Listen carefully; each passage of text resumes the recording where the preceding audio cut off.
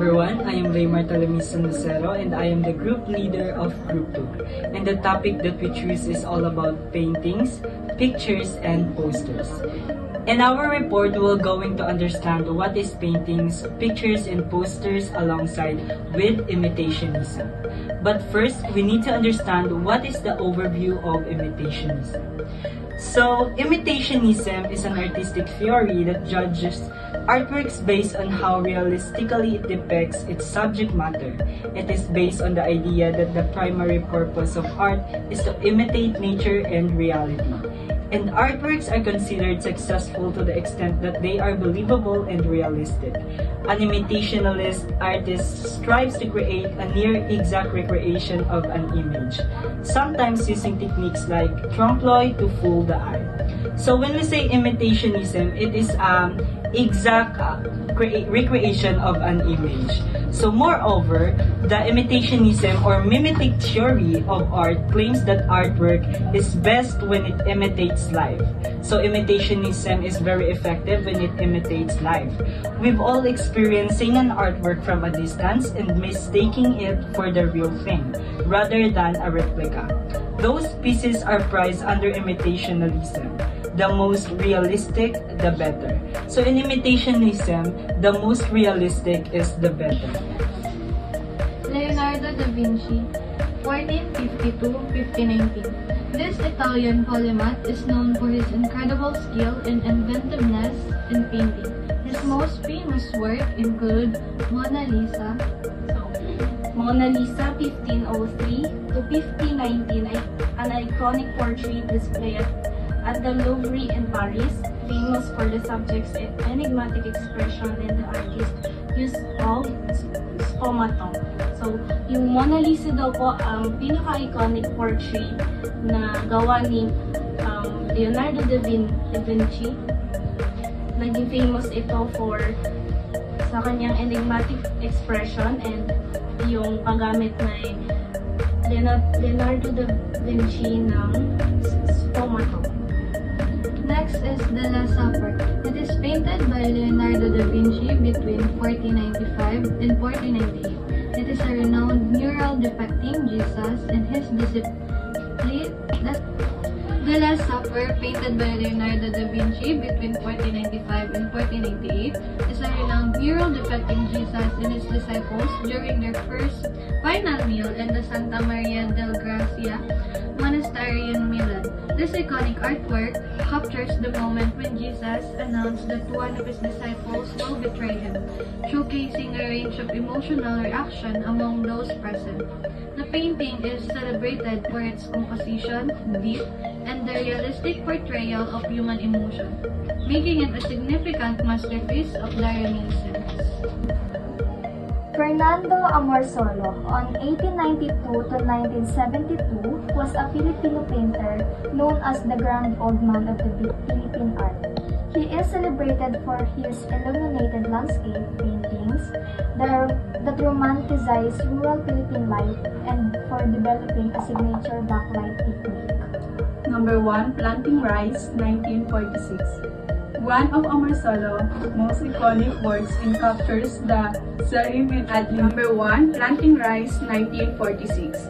One of Amorsolo's most iconic works, it captures the serene and idly mixed scene of Filipino farmers working diligently in the rice fields, often the Mayon volcano in the background.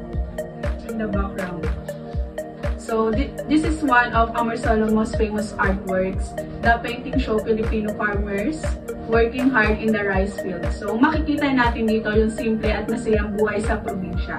Usually may background na Mayon volcano which make the scenery look more peaceful and beautiful. Amorsolo wanted to show the importance of farming and Filipino life and how hardworking and cheerful Filipino people are kahit mahirap ang trabaho. So, gusto ipakita ni Amorsolo sa painting na ito ang kasipagan, pagiging masayahin, at simpleng pamumuhay ng mga Pilipino.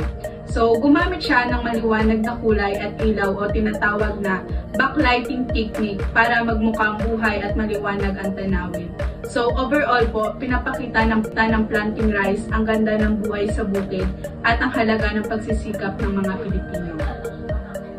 So, isa din sa mga sikat na paintings ni Fernando Amorsolo is yung Afternoon Meal of the Workers or Noonday Meal of the Rice Workers noong 1939. This painting won first prize at the New York World. Next po is Fernando Amorsolo. Fernando Amorsolo's art reflects imitationism because his paintings represent real-life situation in the Philippines. Imitationism values art that imitates or mirrors reality, and Amorsolo's work do exactly that by showing the beauty of nature. Filipino people in their daily activities. His art captured the true image of Filipino life, making viewers feel connected to their culture and environment. Sa painters po ni Fernando Amorsolo, nagpapakita po ng imitationism dahil po sa mga painters niya ay kumakatawan po yung mga totoong nangyayari sa Pilipinas. Pinapahalagaan din ito yung mga sining ni Amorsolo, ginagaya o sumasalamin sa realidad.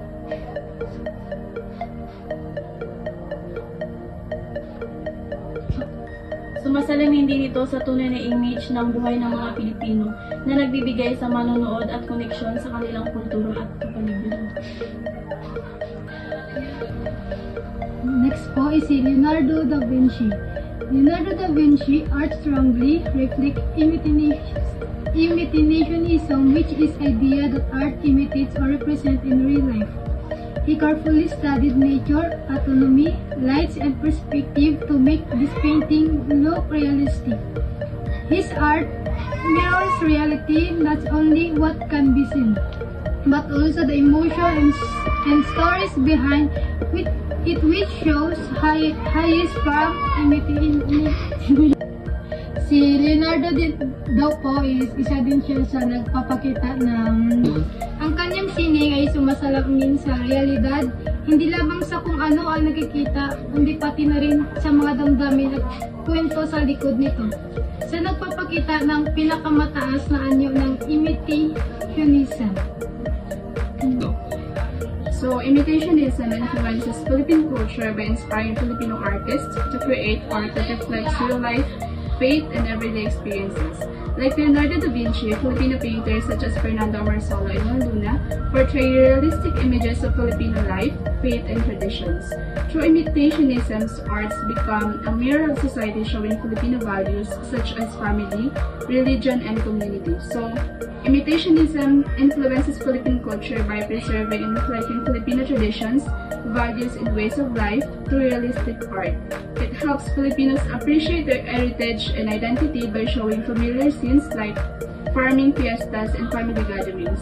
Because of imitationism, art becomes a mirror of society and a reminder of what makes Filipino culture unique and beautiful. So, dito po sa imitationism, meron po siyang influence sa Filipino culture by inspiring Filipino artists po na gumawa ng mga paintings or arts na nagre-reflect po ng everyday life or everyday experiences, including religion, family, and also yung faith po or yung paniniwala. So katulad po ni Leonardo da Vinci, si Fernando Amorsolo and Juan Luna po, one of the most famous painters in the Philippines, gumagawa din po sila or nag-portray sila ng mga realistic images ng Filipino life, faith po, and everyday situations at our traditions po.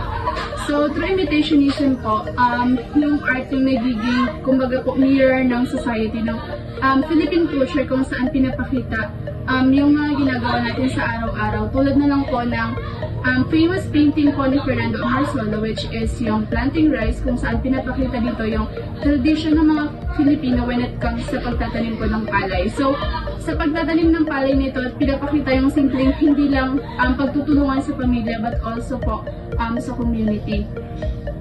And also po, sa pamamagitan ng imitationism, napipreserve and na-reflect din po dito yung Filipino culture na pinapakita kung gaano po ka-unique and kaganda ang Filipino culture when it comes sa imitationism po.